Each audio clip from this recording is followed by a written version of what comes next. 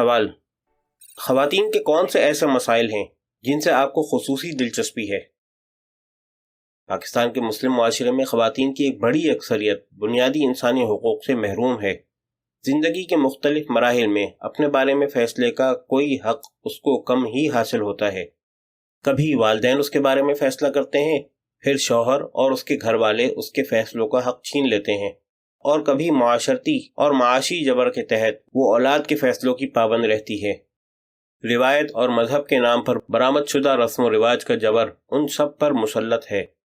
دین کے نام پر، کبھی عزت کے نام پر اور کبھی غیرت کے نام پر ان کو ظلم و زیادتی کا شکار بنایا جاتا ہے، اور کبھی 2 وقت کی روٹی اور تن پر لگے چیتڑوں کے لیے اسے ستایا جاتا ہے، تو کبھی ممتا کی ذمہ داریوں کا فریب دے کر اسے بلیک میل کیا جاتا ہے۔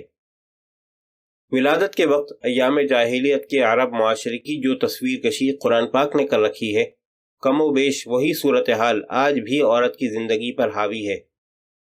بیٹے کی ولادت کو رحمت سمجھا جاتا ہے، مگر بچی پیدا ہو جائے تو ہر طرف مردنی چھا جاتی ہے۔ خود مجبور ماں اپنے اندر اس صورتحال سے مقابلے کی قوت نہیں پاتی، اسے تعلیم میں پیچھے رکھا جاتا ہے۔ شادی، جہیز، نوکری، ان سب معاملات میں اس کو فیصلہ کرنے کا اختیار نہیں ہوتا۔ کیا ان مسائل کو حل کرنے کے حوالے سے آپ کی بھی کوئی کنٹریبیوشن ہے؟ جواب: مسائل کے حل کے لیے مسائل کی موجودگی کا اعتراف اور اس کی نشاندہی کرنا، اور مختلف خواتین سے متعلق مسائل کا احاطہ کرنے والے ادب کو نمایاں کرنا میں نے اپنی ذمہ داری سمجھا۔ پاکستان ٹیلی ویژن میں بحیثیت اسکرپٹ ایڈیٹر میں نے کوشش کی کہ عورتوں کی پاکستانی معاشرے میں صورتحال کے مسئلے پر زیادہ سے زیادہ ڈرامے پیش کیے جا سکیں۔ پاکستان ٹیلی ویژن کے کراچی سینٹر کے بہت سے ڈرامے اور سیریل اس کی نشاندہی کرتے ہیں۔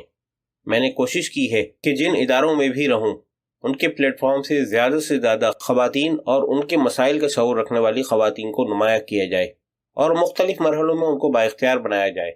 اکادمی ادبیات پاکستان میں آنے کے بعد میں نے کوشش کی کہ یہاں کی اشاعتوں میں بھی خواتین کی نمائندگی ہونی چاہیے۔ ان کی یہ نمائندگی میرٹ کی بنیاد پر بھی ہے، اور یہ ان کا بنیادی حق بھی ہے۔ چنانچہ اکادمی کے مختلف رسائل و جرائد میں نمائندہ خواتین اہل قلم کو مرد اہل قلم کے ساتھ ساتھ جگہ دی گئی، بلکہ خواتین کے حوالے سے انگریزی اور اردو دونوں مطبوعات میں نمائندگی دی گئی۔ پاکستانی خواتین کے ادب کو اندرون ملک اور بیرون ملک متعارف کرانے کی غرض سے اکادمی کے 6 ماہی انگریزی مجلے پاکستان لٹریچر کا خواتین کی تحریروں پر مشتمل خصوصی شمارہ شائع کیا گیا، جسے یاسمین حمید اور آصف فرقی نے مرتب کیا تھا۔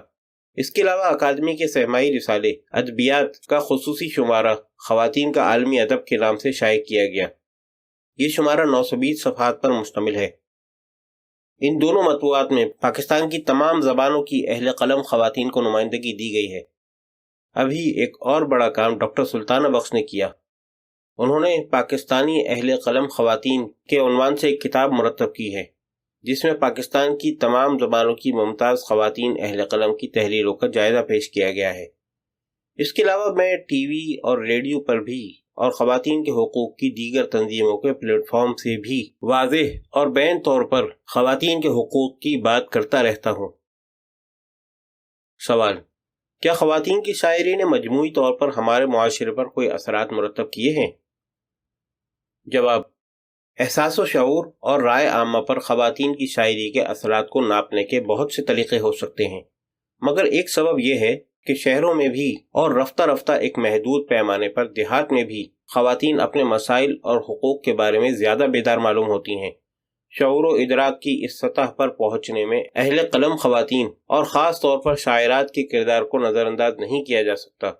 خواتین میں نمائندگی اور تعلیم کی شرح کی صورتحال کے دگرگوں ہونے کے باوجود کتابوں، ٹی وی، ریڈیو، اخبارات و جرائد اور تقریبات کے ذریعے شاعرات کی تحریریں خواتین میں ایک محدود پیمانے پر ہی صحیح مگر پہنچتی ضرور ہے۔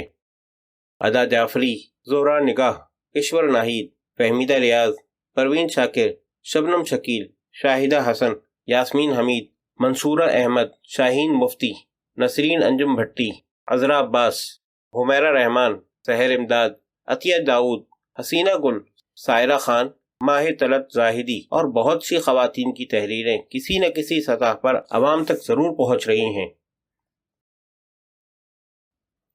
آپ کے خیال میں خواتین کی زندگی کا کون سا ایسا شعبہ ہے جس میں اس شاعری کے حوالے سے شعور بیدار ہوا ہو اور آگاہی پیدا ہوئی، یعنی سماجی، اقتصادی، سیاسی، تہذیبی، ثقافتی، کس اعتبار سے؟ جواب: لکھی ہوئی تحریر کس طرح شعور و آگاہی کی منزل میں مؤثر ہوتی ہے، اس کو میکانیکی طور پر درجہ بندی یا مادی تقسیم کی بنیاد پر نہیں جانچا جا سکتا۔ ایک ہی نظم مختلف پڑھنے والوں پر مختلف اثرات مرتب کرتی ہے۔ احساس اور شعور کی کون سی سطح کون سا رخ اختیار کرے گی، اس کے بارے میں کوئی حکم نہیں لگایا جا سکتا۔